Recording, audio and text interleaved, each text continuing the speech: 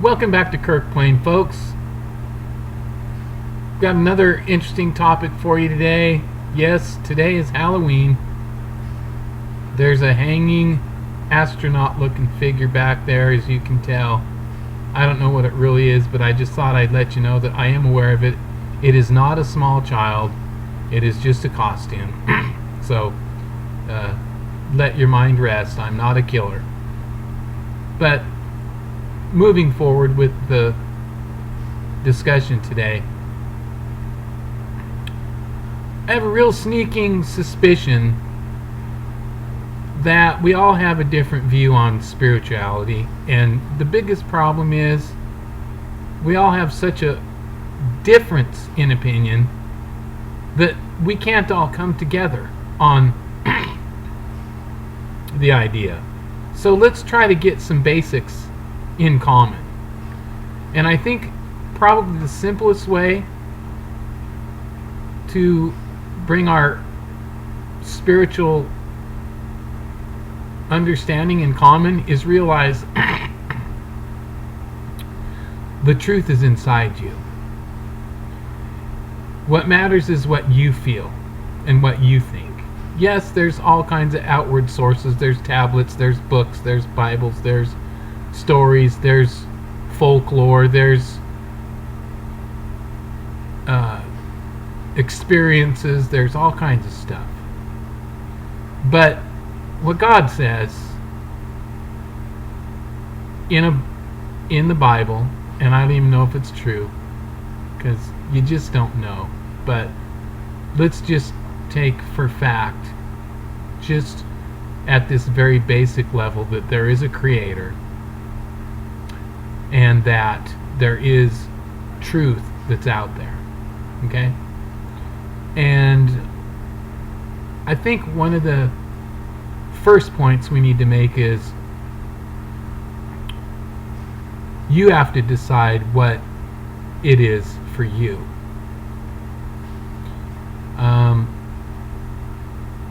Don't let a book, don't let another person, don't let a church, don't let a religion, don't let a writing, don't let anything decide for you except you and your own mind and your own ears and your own brain and your own eyes and your own experience.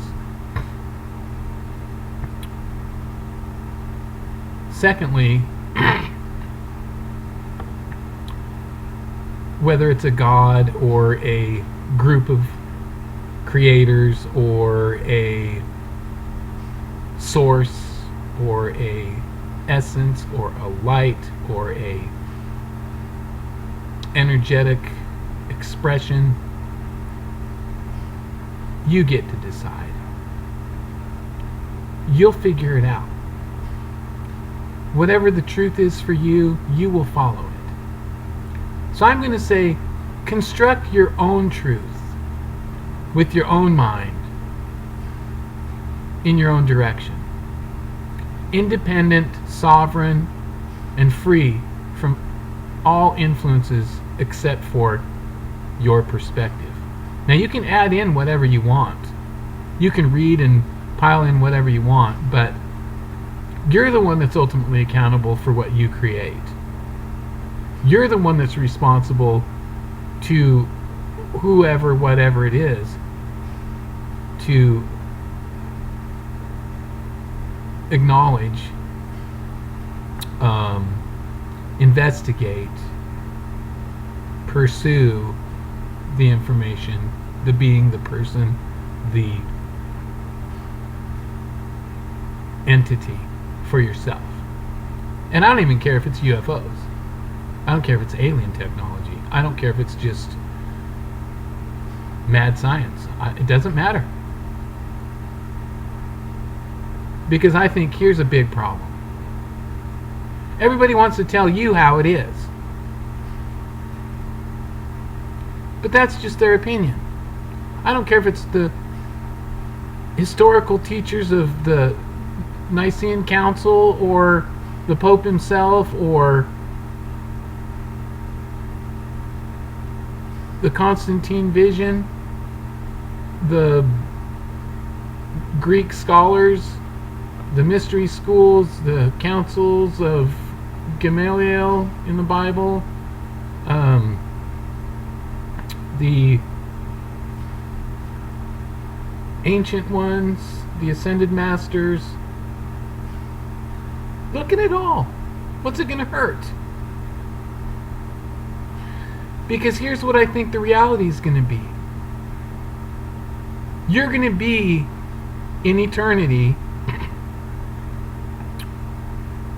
around somebody who was just like you. Because that's what's fair, and that's what's just, and that's what's holy, and that's what is right, and that's what is true, and that's what is honest, and that's what is appropriate, and that is what is balanced, and that is what is equilibrium, and that is what balances things.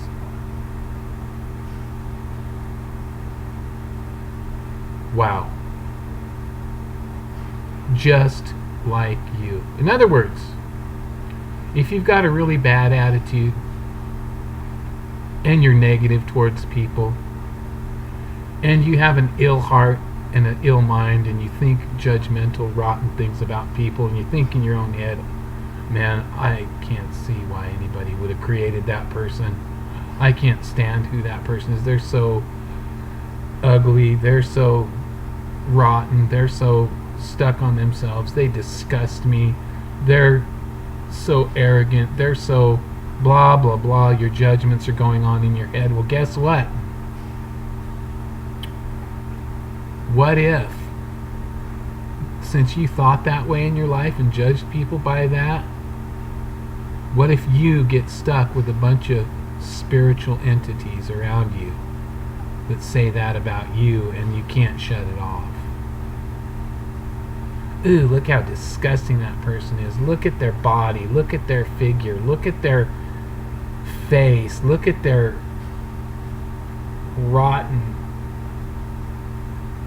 way they walk. Look at the way they hold themselves. Oh, it's gross. It's disgusting. It's whatever.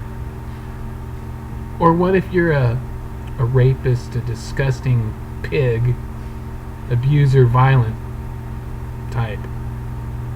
Right? Well, guess what? You're going to end up, what if you're going to end up in a bunch of sodomites violently abusing you, beating you, striking you, abusing you for eternity? What if? That might be heaven for you, actually. But I don't know, to each his own, right? So, without apology, the Bible talks about you will reap what you sow. So, I could continue. You use your own imagination. If you're a nice person that cares about others and always thinking about them and have good intentions towards them and wishing that you could help them and hoping for positive change, that they could grow and be blessed and mature and receive good things in their life and that kind of thing, then you're probably going to be around that nurturing kindness in the eternal realms and receive goodness and kindness. What if you're just kind of standoffish and you don't like to be around anybody and you'd prefer to be alone and you just don't relate well with others and you don't care and you just want to be to yourself and whatever? Well, guess what? You'll probably get that too. You'll be nice and alone and uncared for and whatever in your own little world for an eternity. Until you can grow through that and move to the next level when you get tired of that. Because I don't think it's over. I think that this earth thing was just the beginning of an eternity. I think we were born eternal spirits, and that was just the mark of the beginning. And we all start out differently, but we're all headed a direction. And some of us are going down to a lower level, more corruption, evil, animalistic behaviors, not too bright, not much thought, just drugs, sex, drugs, rock and roll, abuse, crazy, animalistic,